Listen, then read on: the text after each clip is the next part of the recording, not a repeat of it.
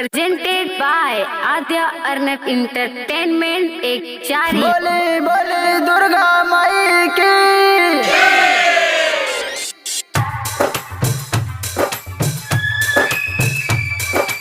Music by DJ Kanchan Raj, Hajipur Vaishali.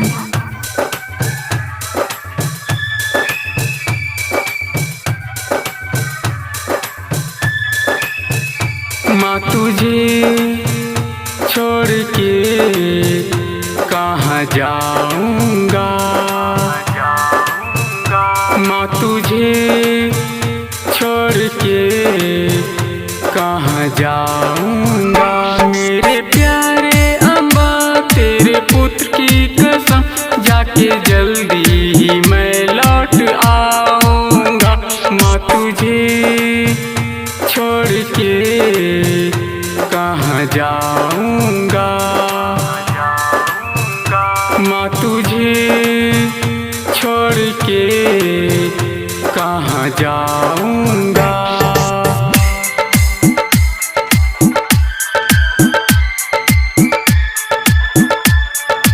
Music by DJ Kanchan Raj, Hajipur Vaishali.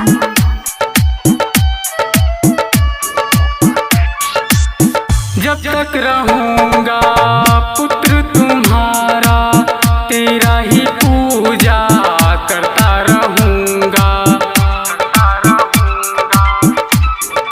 हाँ हाँ, जब तक रहूँगा पुत्र तुम्हारा, तेरा ही पूजा करता रहूँगा। मूरत को तेरी दिल से लगा के, सपनों में आता रहूँगा। मैं पुत्र हूँ तू माँ, होंगे कभी ना जुदा। ऐसे न आंसू बहा, हंस के मुझे कर विदा। मेरे प्यारे अम्बा तेरे पुत्र की कसम, जाके जल्दी ही मैं लौट आऊँगा। माँ तुझे छोड़ के कहाँ जाऊँगा, माँ तुझे छोड़ के कहाँ जाऊँगा।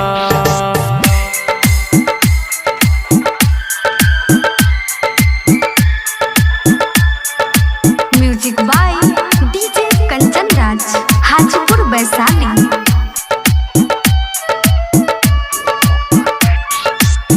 कैसे सहूँगा तेरी जुदाई, तेरे बिना मैं कैसे जीऊँगा। हे माँ कैसे सहूँगा तेरी जुदाई, तेरे बिना मैं कैसे जीऊँगा। रूप रंग को तेरी दिल से लगा के, यादों में तेरे आता रहूँगा। मैंने जो सेवा किया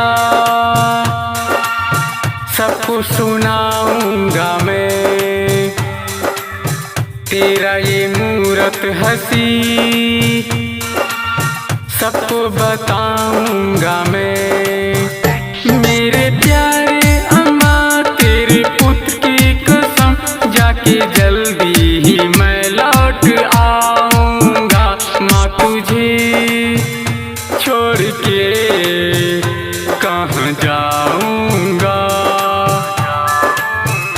माँ तुझे छोड़ के कहाँ जाऊँगा।